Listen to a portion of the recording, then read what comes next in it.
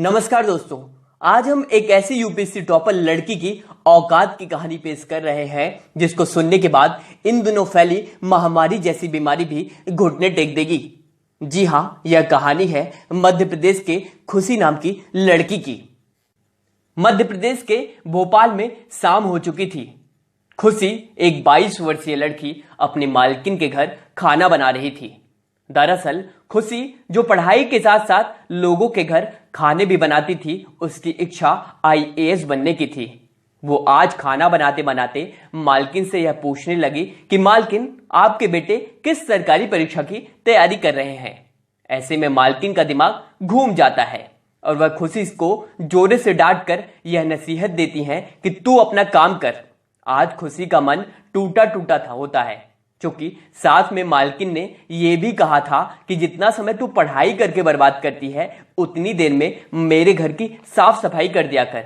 थोड़े पैसे और मिल जाएंगे तुझे और तेरे घर की आर्थिक स्थिति भी कुछ सही हो जाएगी। दरअसल मालकिन ने यह शब्द खुशी को व्यंग के रूप में कहे थे। अब खुशी काम से लौटकर घर आ जाती है और रोज की तरह रात में पढ़ाई में लग जाती है और सुबह होते ही फिर से मालकिन के घर खाना बनाने निकल जाती है। लेकिन आज मालकिन के तेवर कुछ बदले बदले से होते हैं और वह खुशी से कहती हैं कि खुशी, तुझे अमित से कुछ काम था क्या? अमित, जो कि मालकिन का बेटा था और यूपीएससी की ही तैयारी कर रहा था, आज घर ही था।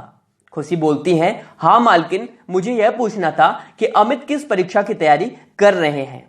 मालकिन झट से खुशी से बोलती है कि एक काम कर, तू आज रात यही रुक जा और अमित से अपनी पढ़ाई की बात भी कर लेना और मेरा एक काम भी कर देना। खुशी झट से खुश हो जाती है। अब मालकिन बोलती हैं कि तुझे आज रात में 25 लोगों का खाना बनाना है, क्या तू बना देगी? खुशी झट से हाँ बोल देती है, क्योंकि उसे यूपीएससी की तैयारी के लिए कुछ किताबें चाहिए थी और खुशी को यह मालूम था कि मालकिन का बेटा अमित यूपीएससी की ही तैयारी कर रहा है और उसे पढ़ाई के लिए मांगने पर कुछ किताबें मिल जाएंगी। अब देर रात हो चुकी थी। खुशी सभी 25 लोगों का खाना बना देती है और मालकिन से पूछती है कि अमित भैया को आप बुला दीजिए, मुझे उनसे कुछ पूछना है।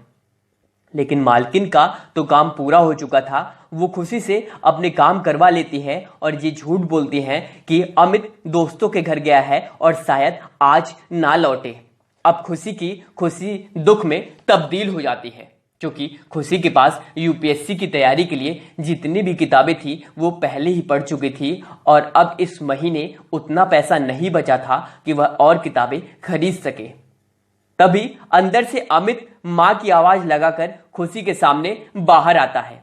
अब मालकिन का झूठ सामने आ चुका था और वह अमित से बोलती है कि बेटा, तू तो दोस्तों के साथ गया था ना, और बात को खुद से ही काटते हुए अपने झूठ पर पर्दा डालते हुए बोलती है कि बेटा, खुशी तुझसे पढ़ाई के बारे में कुछ पूछना चाहती है।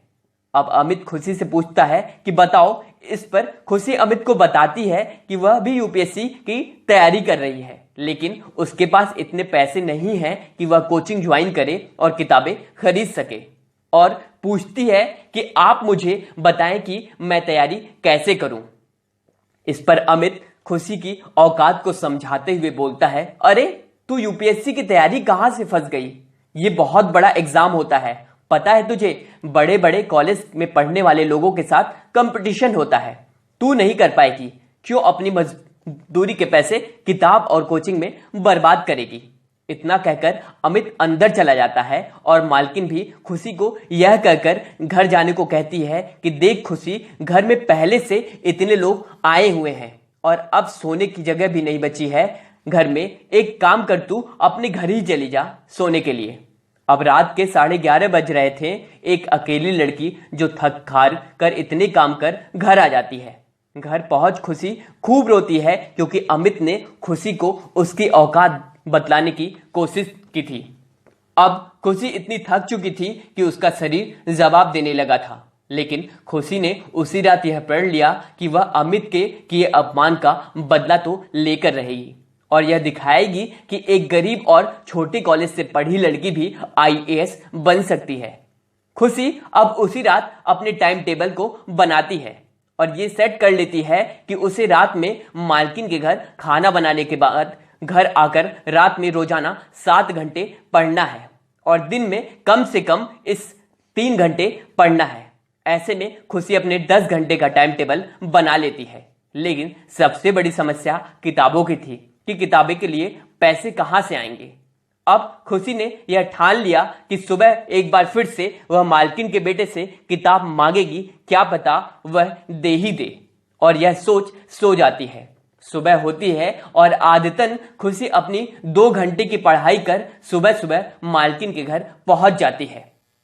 और इधर मालकिन के शहजादे यानी कि अमित बाबू घोड़े बेच सो रहे थे।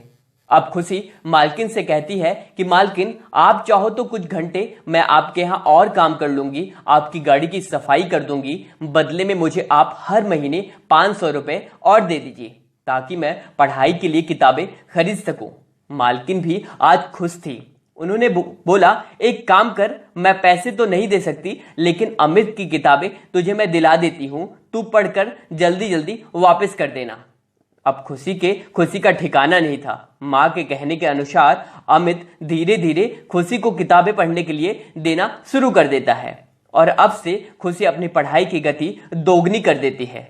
जो किताबें अमित की अलमारी में पड़ी धूल के भेंट चढ़ रही थी, उनका प्रयोग अब होने लगा था। अभी यूपीएससी के प्री परीक्षा में 4 महीने बाकी थे और खुशी ने अमित की किताबों से सारा यूपीएससी का सिलेबस 4 महीने पहले ही खत्म कर लिया था, क्योंकि खुशी को किताबों के महत्व का पता था। इधर अमित यूपीएससी से हटकर अपनी अलग ही दुनिया में मस्त था, लेकिन मां को दिखाने के लिए वह खुशी को दी हुई किताबें 2 से 3 दिनों में ही मांगने लगता था। अब खुशी परीक्षा के लिए अपना रिवीजन चालू कर देती है और एक दिन वह खाना बनाते बनाते मालकिन से पूछती है कि अमित भैया की तैयारी कैसी चल रही है।